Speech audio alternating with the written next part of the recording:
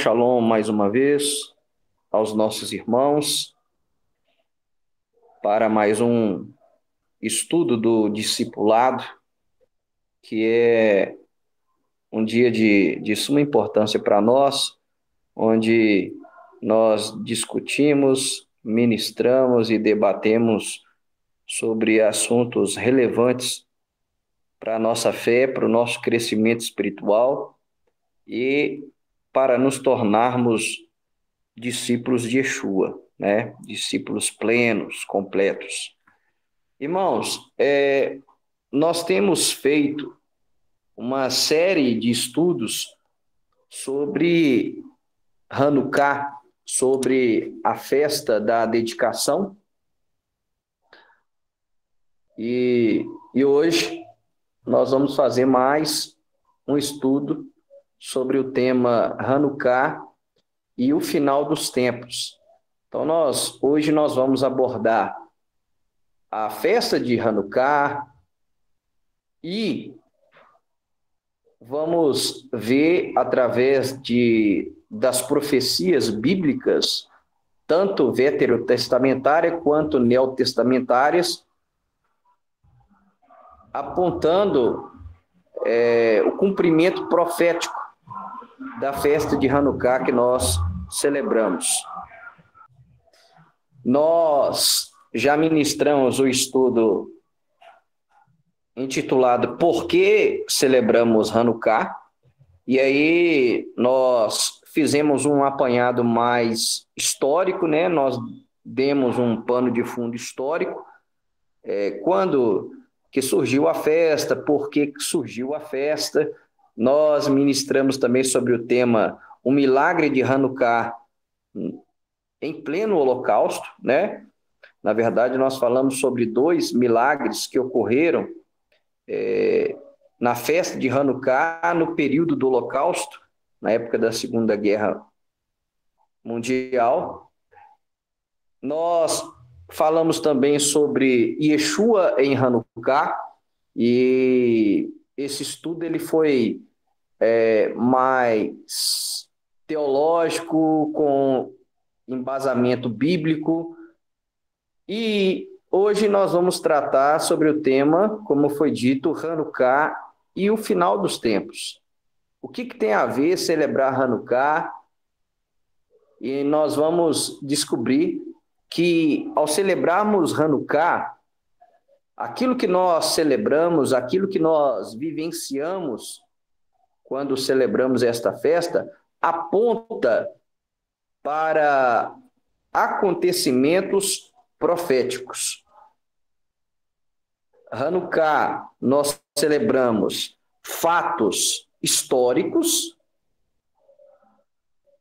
eventos que aconteceram, que já se cumpriram no período dos Macabeus. Contudo, esses fatos históricos que nós celebramos, que deram origem à festa de Hanukkah, apontam para profecias sobre o final dos tempos. E aí, sem perdermos tempo, eu convido os irmãos para irem lá para o livro de Daniel. Hoje nós faremos uso do livro de Daniel, porque Daniel, ele profetizou sobre os acontecimentos do período dos Macabeus. Daniel profetizou e se cumpriu com o surgimento e o desenvolvimento do Império Grego. Daniel profetizou isso. Só que, ao mesmo tempo que as profecias de Daniel, perceba, cumpriram na época dos Macabeus, no que nós chamamos de período interbíblico, no ano de 180 a 160 antes de Cristo, se você for pegar a época mesmo que surgiu e cresceu o Império Grego, foi aproximadamente 330 antes de Cristo. Então, fatos que Daniel profetizou aconteceram nesse período, mas, ao mesmo tempo que cumpriu nesta época,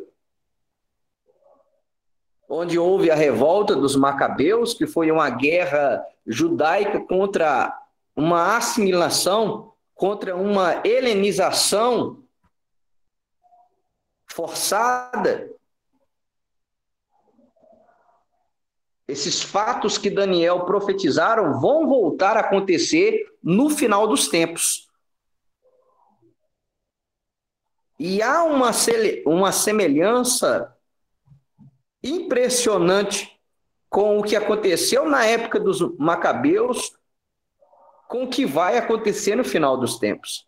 Então, é importantíssimo nós celebrarmos Hanukkah com esse pano de fundo, sabendo que a história vai se repetir, que aquilo que aconteceu na época dos Macabeus vai acontecer de novo. E aí eu repito, por mais que hoje a teologia cristã ela vai dizer que Deus ficou em silêncio no período interbíblico, isso é nulo, isso é anulado, porque Daniel já havia profetizado sobre o que ia acontecer nesse período. Então, havia ali uma voz profética. E, independentemente disso, Deus atuou e atuará em toda a história. Nós vemos Deus presente, atuando e operando através do povo judeu. E isso é simplesmente fantástico. Mas, vamos lá. Eu convido os irmãos, então, para abrirem as suas Bíblias no livro do profeta Daniel. Vamos começar com o capítulo 8. Daniel, capítulo 8.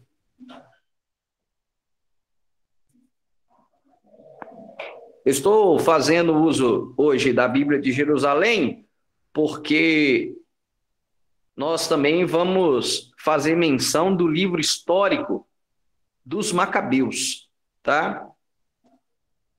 Então, como a Bíblia de Jerusalém ela observa o cânon católico, nela tem inserido os livros 1 Macabeus e 2 Macabeus. Mas vamos lá. Daniel, capítulo 8. Na minha tem até o título, uma epígrafe, Visão de Daniel, o carneiro e o bode. Olha que interessante. Então vamos lá. Daniel capítulo 8, versículo 1 diz assim: No terceiro ano do reinado do rei Baltazar, tive uma visão, eu, Daniel, depois daquela que já tivera anteriormente. Eu contemplava a visão, e enquanto contemplava, encontrava-me em Suzã. A Praça Forte, situada na província de Elam. Enquanto eu contemplava a visão, encontrava-me na porta do Ulai.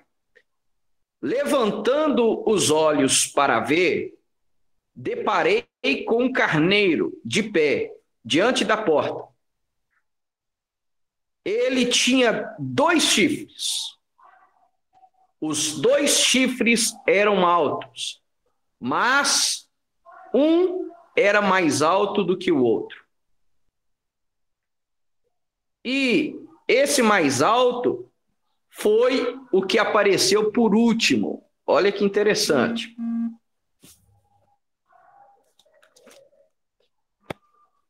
Eu vi o carneiro dar chifradas para o oeste, para o norte e para o sul. Nenhum animal podia resistir-lhe e ninguém conseguia livrar-se do seu poder. Ele fazia o que bem lhe aprazia e tornou-se poderoso. Eu considerava com atenção quando vi um bode que vinha do ocidente e havia percorrido a terra inteira sem sequer tocá-la. E o bode tinha um chifre magnífico entre os olhos. Ele aproximou-se do carneiro com os 2 chifres, que eu vira de pé diante da porta, e atirou-se contra ele no ardor de sua força. E eu o vi aproximar-se do carneiro e afrontá-lo com fúria. Ele feriu o carneiro e quebrou-lhe ambos os chifres, sem que o carneiro tivesse a força de resistir. Atirou-o por terra e o calcou aos pés, sem que ninguém pudesse livrar o carneiro de sua mão. Então o bode tornou-se muito poderoso, mas, embora tivesse em pleno vigor, seu grande chifre se quebrou e em lugar dele ergueram-se 4 outros magníficos, entre aspas, na direção dos 4 ventos do céu. E de um deles saiu um pequeno chifre, que depois cresceu muito, tanto na direção do sul, como na direção do oriente, como do país do esplendor, que é a região de Israel. Ele ergueu-se até contra o exército dos céus, derrubando por terra parte do exército e das estrelas, e calcando-as aos pés. E chegou até a exaltar-se contra o príncipe do exército, abolindo, olha só, o sacrifício perpétuo e arrasando o lugar do seu santuário. E o exército, sobre o sacrifício, ele pôs a iniquidade, derrubou por terra a verdade e teve êxito naquilo que empreendeu. O bom dessa profecia do carneiro contra o bode, que Daniel vai nos dar a interpretação. Então vamos pular para o versículo 20, onde o anjo Gabriel vai explicar essa visão a Daniel. Versículo 20 diz assim: olha, o carneiro que viste com seus 2 chifres são os reis da Média e os reis da Pérsia e da Média. Então anote aí, Daniel capítulo 8, na visão do carneiro contra o bode, esse carneiro com 2 chifres, esses 2 chifres representam 2 poderes, ou 2 reis, que é o rei da Pérsia e o rei da Média. Anote isso aí. Versículo 21. O bode peludo é o rei de Chavã. E o grande chifre que havia entre seus olhos é o primeiro rei. Rei de Chavã nada mais é do que o rei da Grécia. E esse grande chifre, que foi o primeiro rei, é Alexandre o Grande. Ok? Anote isso aí. Então, o carneiro com 2 chifres representa os reis da Média e da Pérsia. O bode peludo representa a Grécia. E esse chifre, esse grande chifre esplendoroso, representa Alexandre o Grande. E olha que interessante. Versículo 22. Quebrando este, os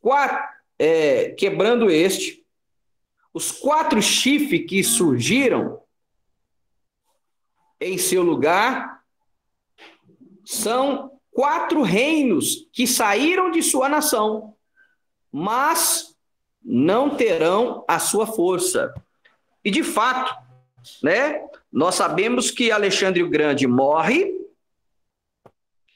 e os seus 4 principais escudeiros, generais, vão dividir o grande Império Grego. Né? E nós sabemos que o Império Grego ele avançou, né? Desde a Grécia até a Índia, ao Oriente, se expandiu de uma forma meteórica. Só que foi interrompido com a morte precoce de Alexandre o Grande. E quando ele falece, os seus 4 generais, cada um, tomam posse de uma parte do grande Império Grego. E isso é simbolizado aqui sobre o grande chifre, o chifre esplendoroso, ele é quebrado e surge no lugar 4 chifres, que, como disse o anjo Gabriel aqui, são 4 reinos que surgiram dessa nação, mas que não tinham a força de Alexandre o Grande. E aí, o versículo 23 vai dizer: e no final desses reinos, quando chegarem ao cúmulo seus pecados, levantar-se-á um rei de olhar arrogante, capaz de penetrar os enigmas. Seu poder crescerá em força, mas não por sua própria força. Ele tramará coisas inauditas e prosperará em suas empresas, arruinando poderosos. E o próprio povo dos santos, ou seja, Israel.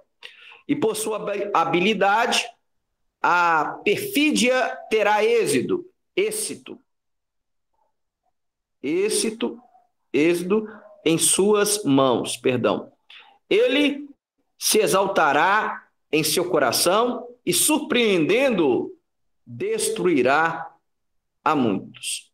Opor-se-á mesmo ao príncipe dos príncipes, mas sem que mão humana interfira, será esmagado.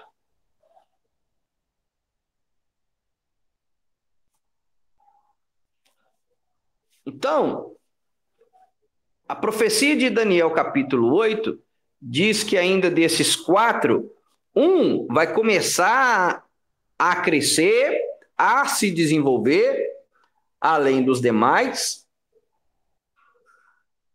que é o pequeno chifre. E a interpretação é que esse pequeno chifre ele vai afrontar o próprio povo dos santos, ou seja, Israel. Então, a interpretação é que esse chifre representa o rei Antíoco Epifânio, que dominou a região sírio-grega. Ok? E ele era tão arrogante que ele era conhecido também como Antíoco IV, ele pega esse título, Epifânio, que vem do grego Epiphanes, que literalmente significa aquele que se manifesta com esplendor. Por quê? Porque ele, o Antíoco Epifânio, ele considerava-se uma manifestação terrena de Zeus. Olha a arrogância, olha a prepotência dele. E isso, eu já abro um parênteses aqui, por mais que se cumpriu em Antíoco Epifânio, isso aqui aponta para o surgimento do anticristo. Porque o anticristo, segundo o apóstolo Paulo, o que ele vai fazer? Ele vai se levantar contra tudo o que tem relação ao eterno, vai se assentar no templo de Deus e vai requerer adoração como Deus. Ele vai requerer para si adoração. Isso não é também acreditar que ele é uma manifestação divina na terra? Como Antíoco Epifânio considerava-se uma manifestação terrena de Zeus? E é por isso que ele, no ápice da sua profanação do Templo de Jerusalém, ele coloca dentro do Templo de Jerusalém uma estátua de Zeus. Só que é uma estátua de Zeus com o seu rosto, porque ele, repito, considerava-se uma manifestação terrena de Zeus. Então, nós estamos diante de um fato histórico que já aconteceu, mas um fato histórico que aponta para o fim. Que aponta para o fim. E como que nós sabemos isso? Porque o próprio Senhor Yeshua, ele deixou este fato claro para nós. Aí, deixa marcadinho aí, Daniel, e vamos ler Mateus, capítulo 24. Então, esse fato que Daniel profetizou do carneiro versus o bode, a Média e a Pérsia sendo derrotada pelos gregos,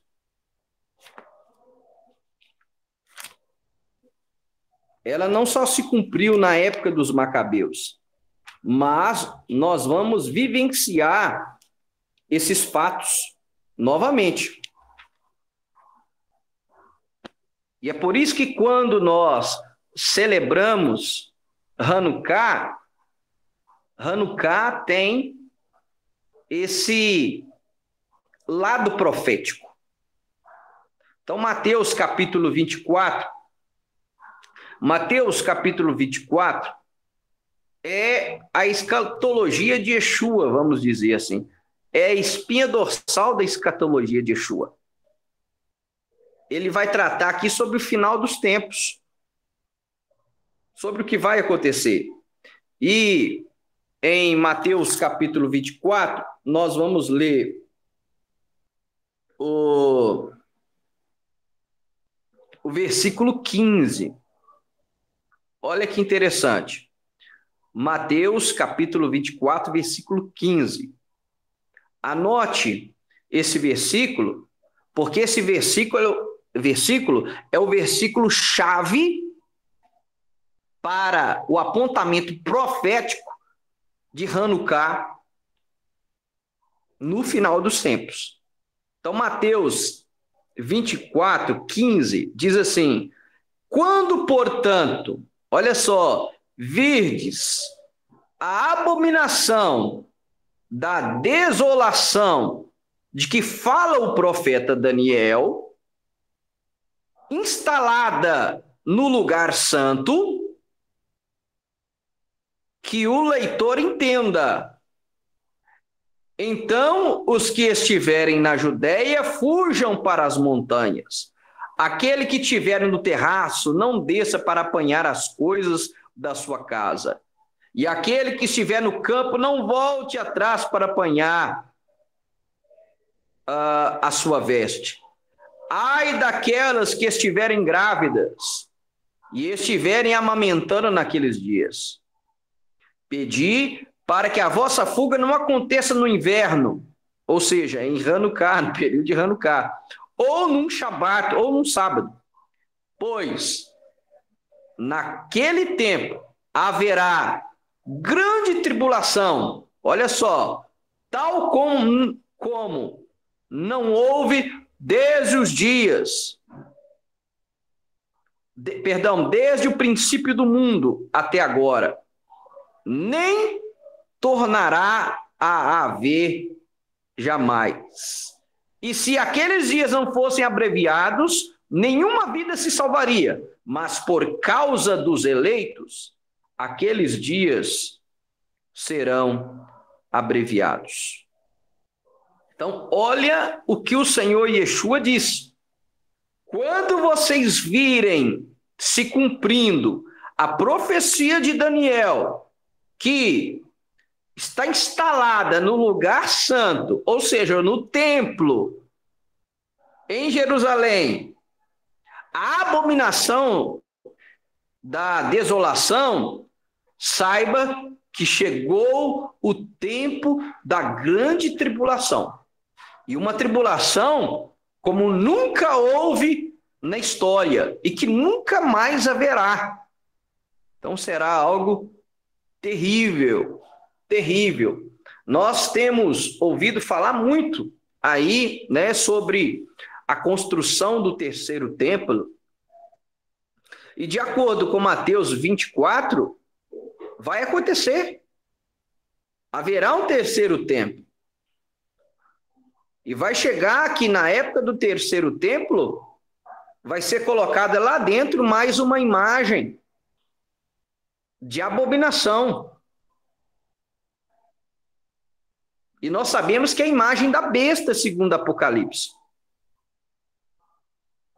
E que a besta e os falsos profetas vão fazer que todos os povos se curvem e adorem.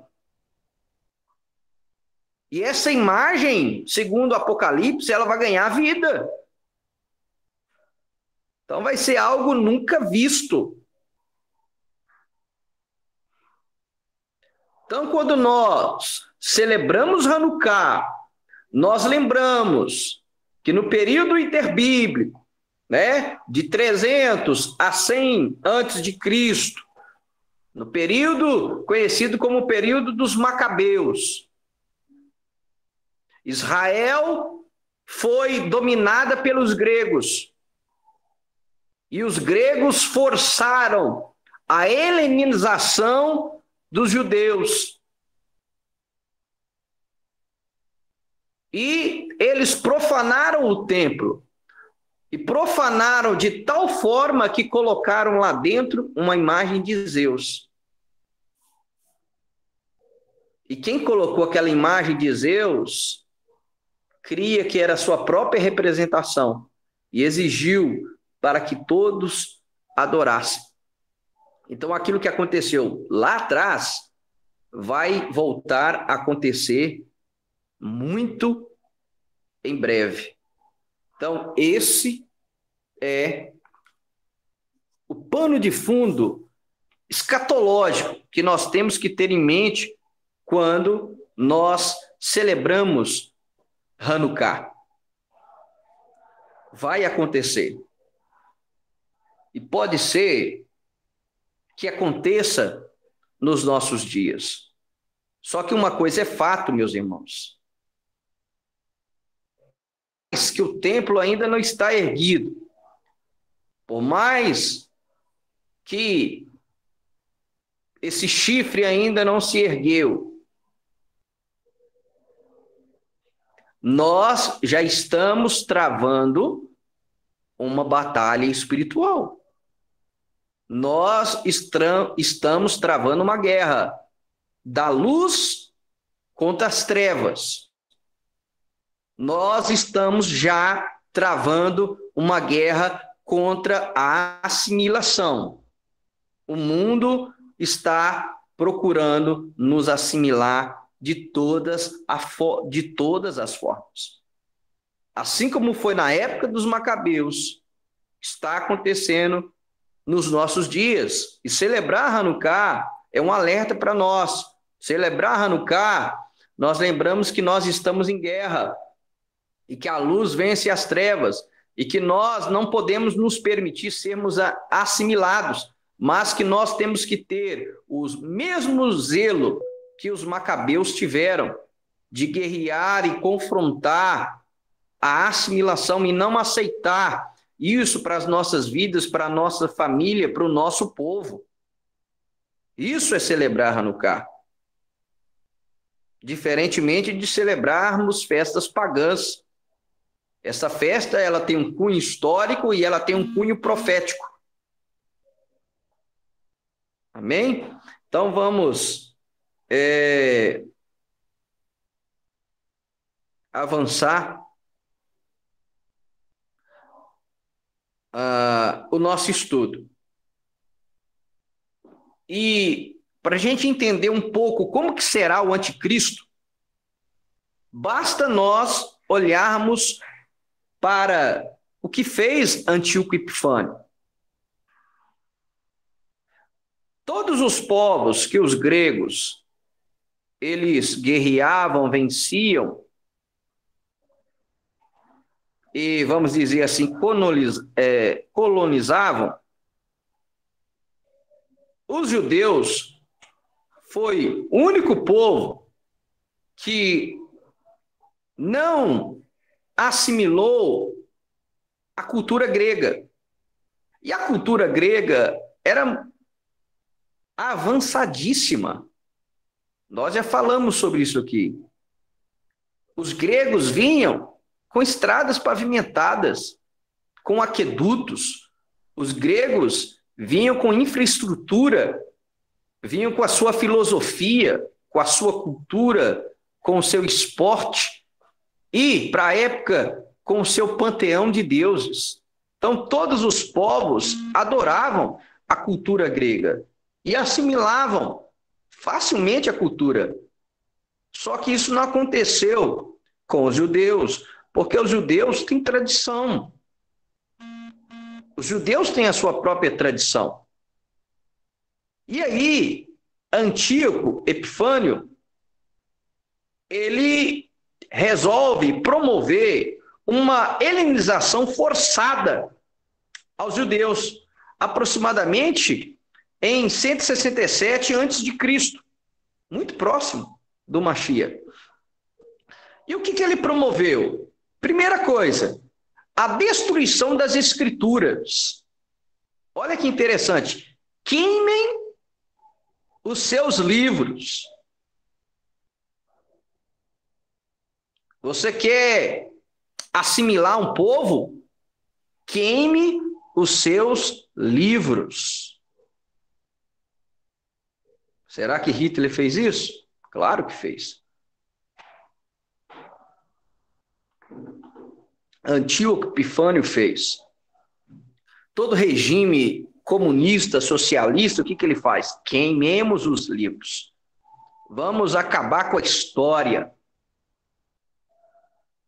Porque um povo que não conhece a sua história, ele é facilmente assimilado. O que mais Antíoco Epifânio fez? Ele proibiu a marca, a aliança espiritual do judeu, a marca espiritual do judeu, o Shabat, o sábado. Ele proibiu o Shabat. Ele proibiu a aliança física no corpo do judeu. Ele proibiu a circuncisão. Ele proibiu aquilo que separava os judeus dos demais povos, a kashrut. As leis alimentares, ele proibiu. Ele proibiu as festas. Ou melhor, ele proibiu toda a observância da Torá.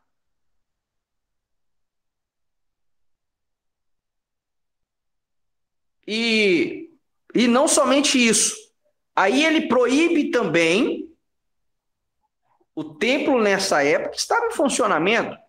Ele proíbe os sacrifícios. E aí, eu quero voltar em Daniel 8 e ler o versículo 13 e 14.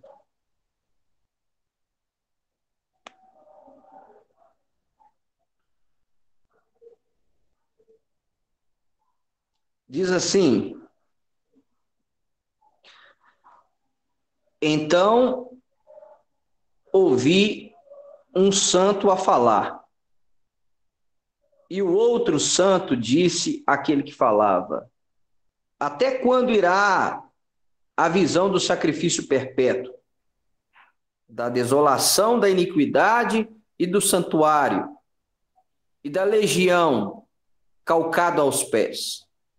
E ele respondeu-lhe: até 2300 tardes e manhã. E então será feita justiça ao santuário. Olha que interessante. Quando você pega o tempo que ficou proibido o sacrifício perpétuo, 2300 tardes e manhã, quando você vai converter isso em anos, dá 3 anos e meio. E aí você já lembrou e já linkou com o Apocalipse que os 3 anos e meio iniciais do período do anticristo vai ser de uma falsa paz, da aliança de Israel com seus inimigos. Só que, posteriormente, o que vai acontecer? Haverá uma proibição do sacrifício.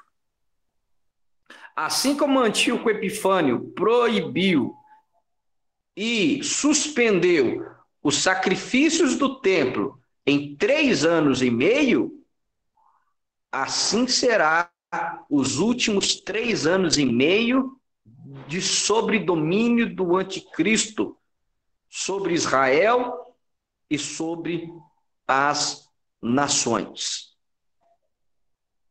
Para você ver o que foi o que Antíoco Epifânio fez, agora eu vou para o livro histórico de Macabeus.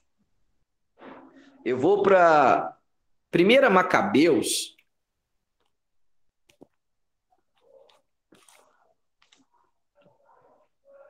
capítulo 1. Se você quiser anotar para depois ler, é 1 Macabeus, capítulo 1, o versículo, vamos ler a partir do versículo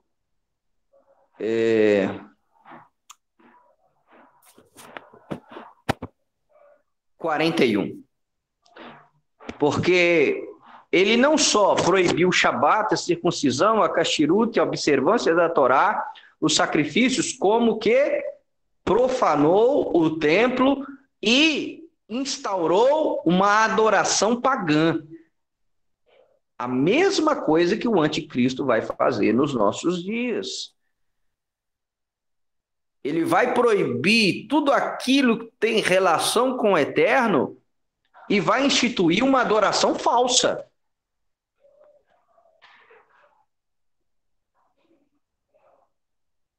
Haverá uma adoração à besta, ao falso profeta, à sua imagem, como foram nos dias dos Macabeus. Então, quando eu leio, quando eu estudo o período dos Macabeus, eu estou vendo lá na frente o que vai acontecer no final dos tempos. Então, 1 Macabeus, capítulo 1, versículo 41, diz assim: o rei prescreveu em seguida a todo o seu reino que todos formassem um só povo, renunciando cada qual a seus costumes particulares. E todos os pagãos conformaram o seu decreto do rei. Olha que interessante. Também muitos de Israel comprazeram-se no culto dele, sacrificando aos ídolos e profanando o sábado. Ou seja, 1 Macabeus 1:43 vai me dizer que houve uma apostasia por parte do povo de Deus e de uma maioria. Também muitos de Israel sacrificaram os ídolos e profanaram o Shabat. Vamos lá. Além disso, o rei enviou por emissários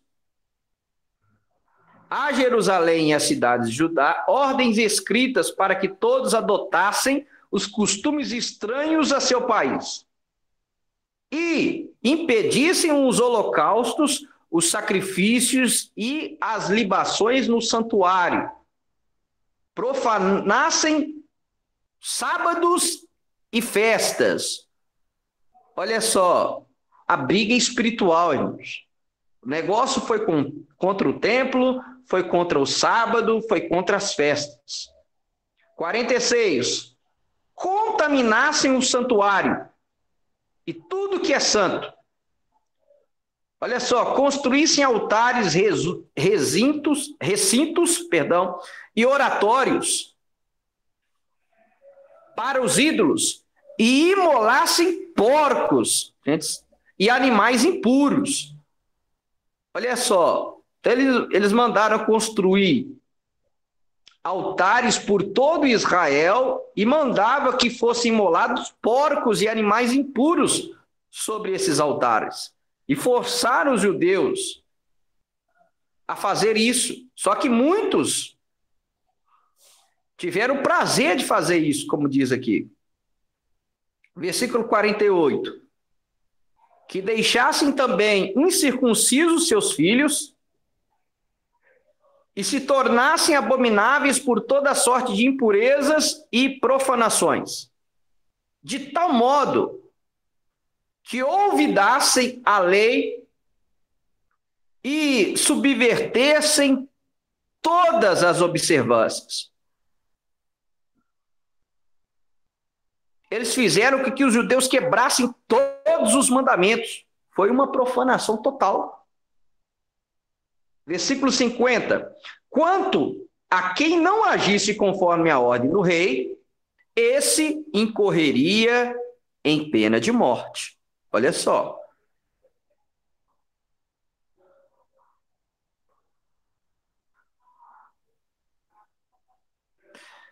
(51) Nesses termos, ele escreveu a todo o seu reino, nomeou inspetores, olha só, como na Inquisição, para todo o povo e ordenou às cidades de Judá que oferecessem sacrifícios em cada cidade. Muitos dentre o povo aderiram a eles, todos os que eram desertores da lei e praticavam o mal no país, reduzindo Israel a ter de se ocultar onde quer que se encontrasse refúgio. Então, isso era Antíoco Epifânios. Eu quero ler agora 2 Macabeus, capítulo 6,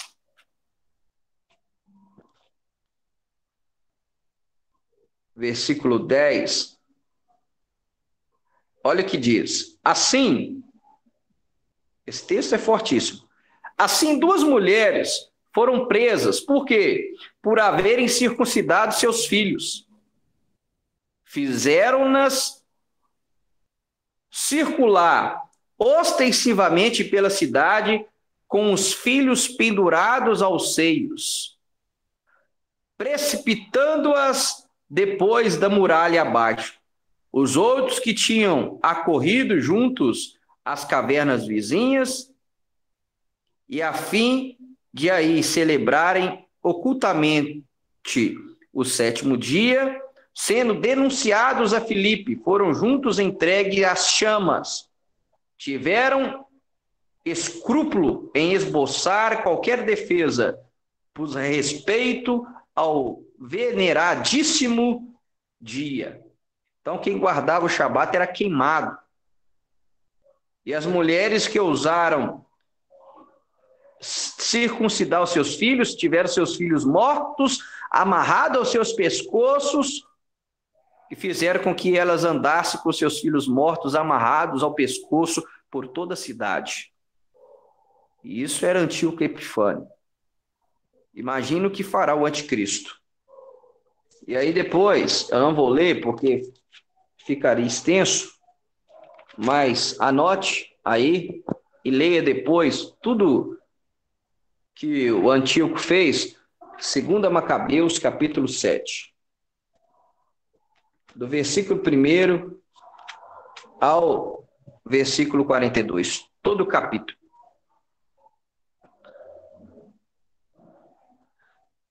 Sobre a abominação da desolação, Daniel também profetizou em outras partes do seu livro. E aí eu queria que você anotasse.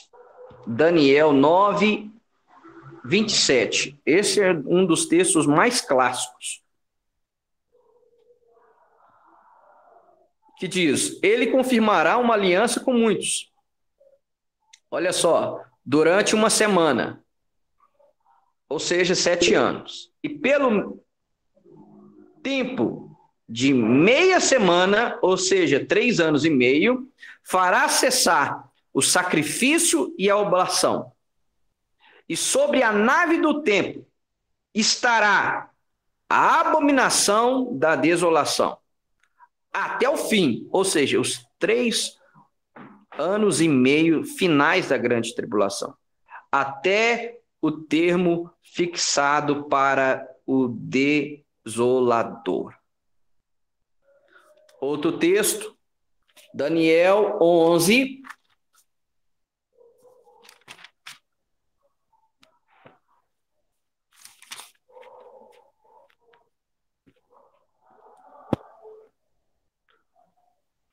Daniel 11, 31 diz assim: tropas enviadas por ele virão profanar o santuário cidadela e abolirão o sacrifício perpétuo, ali introduzindo a abominação da desolação.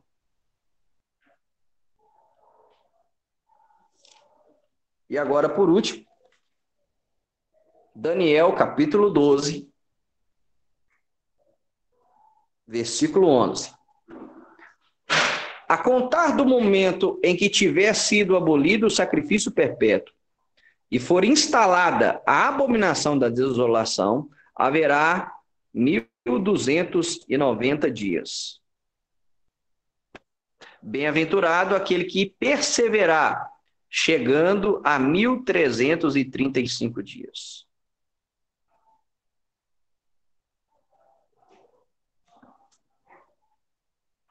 Então, esses textos são os textos que Yeshua falou: olha, quando vocês virem acontecer o que Daniel profetizou sobre a abominação da desolação, sabei que o fim está próximo. E nós sabemos, irmãos, nós vimos aqui que quando Antíoco Epifânio fez o que fez, perseguindo o povo de Deus, proibindo, se levantando contra tudo aquilo que se chama Deus, muitos, ou seja, a maioria dos santos, a maioria do povo de Israel foi assimilado, não conseguiu resistir a Antíoco. E aí nós temos que fazer uma reflexão sobre aquilo que o anticristo vai fazer.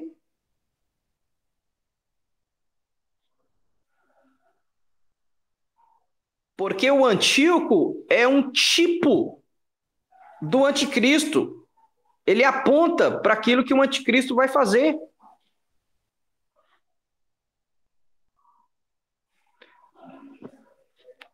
E aí é preocupante porque o apóstolo Paulo, em 2 Tessalonicenses, capítulo 2, ele vai nos dizer que a marca de que o anticristo vai surgir é a apostasia, é o abandono da fé. E só abandona a fé aquele que tem fé. O incrédulo, ele não tem a que apostatar. Olha só o que Paulo diz em 2 Tessalonicenses, capítulo 2. Quanto à vinda de nosso Senhor Jesus Cristo e a nossa reunião com ele, rogamo-vos, irmãos, que não percais tão depressa a serenidade de espírito, e não vos perturbeis, nem por palavra profética, nem por carta que se diga vir de nós, como se o dia do Senhor já estivesse próximo. Isso aqui é um soco no queixo daquele que acredita no arrebatamento pré-tribulacionista, aquele que acredita no arrebatamento secreto. As coisas não vão se dar assim. A Escritura não diz isso. Pelo contrário, olha o que Paulo diz: não percais tão depressa a serenidade de espírito. Irmãos, quando nós estudamos sobre o final dos tempos, não é para a gente ficar preocupado. Pelo contrário, a gente tem que ter serenidade de espírito, saber que Deus é quem conduz a história e que todas as coisas estão sobre a rege do Eterno. Ele governa tudo, sempre governou e sempre governará, e a nossa vida não cai um fio do cabelo da nossa cabeça sem que o Eterno permita. Então nós temos que manter o espírito de serenidade, saber que os dias serão terríveis, serão maus, e que nós temos que estar preparados espiritualmente para suportar até o fim. Mas isso com espírito sereno. E olha que Paulo diz: e não vos perturbeis nem por palavra profética, né? Quando há algum acontecimento terrível, aí começa a profetada na internet, no YouTube, os profetas da tragédia. Vem uma guerra, vem qualquer coisa, eles já começam a profetizar. O fim está próximo, e por aí vai. E o apóstolo Paulo fala: olha, não vos perturbeis por palavra profética, nem por carta que se diga ser de nós, que se diga ser apostólica, como se o dia do Senhor já estivesse próximo. Porque não será assim. Como é que será, Paulo?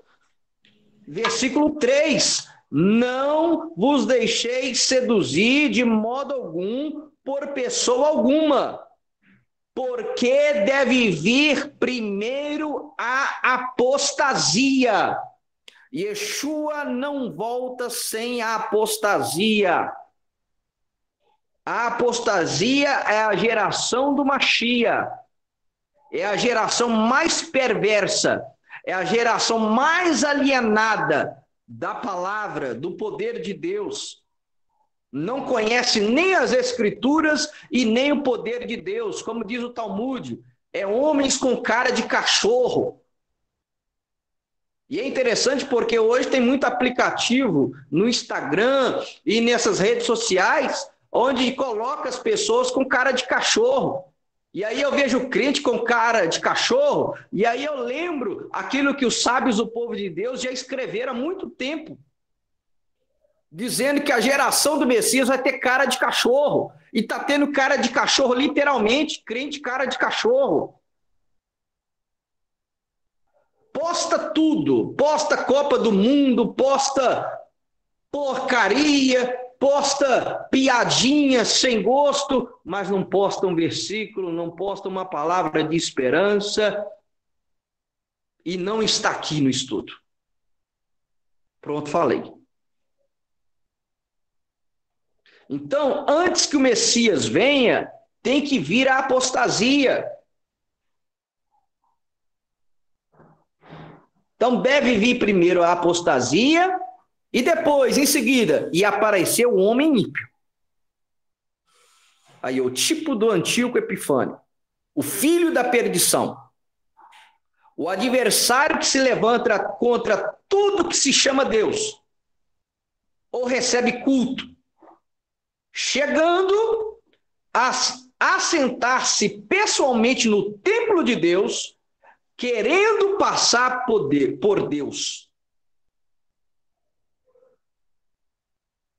Depois que a gente vê isso acontecer, aí, meu amigo, é o que Yeshua falou em Mateus capítulo 24, versículo 15. Aquele que está no campo não volta para buscar roupa, não. Não volta para buscar pertence, não. Não fica preocupado com bens materiais, não.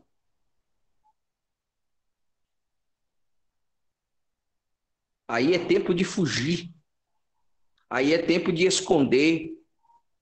Aí é tempo daquele que foi virgem prudente, que guardou o azeite, ou seja, se encheu do Espírito Santo, se abalizou no conhecimento da palavra, porque, meu amigo, meu irmão, quem não está cheio do Espírito e conhece de fato, de verdade, a palavra, não vai resistir ao período do anticristo. Não vai resistir aos últimos três anos e meio. Não vai. Não vai conseguir perseverar até o fim. Então, é tempo, Hanukkah é tempo de despertamento. É tempo de buscarmos o azeite, a presença do Espírito Santo. É tempo de se aprofundar, de estudar as Escrituras como você nunca estudou. É tempo de se preparar espiritualmente para aquilo que vai vir, para a apostasia que vai vir e para o iníquo que vai se levantar. E vai se levantar contra tudo que se chama Deus.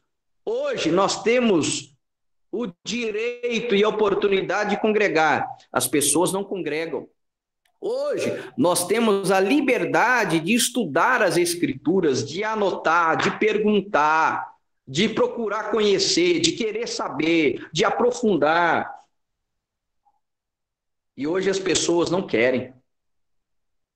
Estão perdendo tempo com coisas que são fúteis, que vão passar.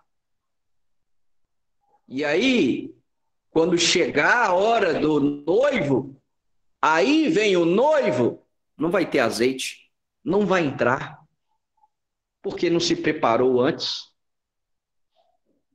Yeshua encerra o seu ensino escatológico dizendo: busque azeite. Seja uma virgem prudente. E Hanukkah fala de azeite. Fala do poder de Deus. Então, quem não buscar azeite, quem não buscar poder de Deus, não vai resistir para os dias maus que estão por vir. Não vai. Aí que vai dividir os homens dos meninos. Aí haverá uma divisão. Daquele que realmente serve e daquele que não serve. Aí vai haver uma separação. E só vai persistir aqueles que têm o mesmo zelo de Pinhas, Quando você lê o livro de Macabeus, Matitiarro, Mateus, ele vai dizer, aquele que iniciou a revolta dos Macabeus, falando, olha, que haja em vocês o zelo de Finéias, de não aceitar a assimilação. É guerra. E o outro lado é muito poderoso, é muito forte. Mas maior é aquele que está conosco. Então, meus irmãos, é tempo de buscar a presença de Deus.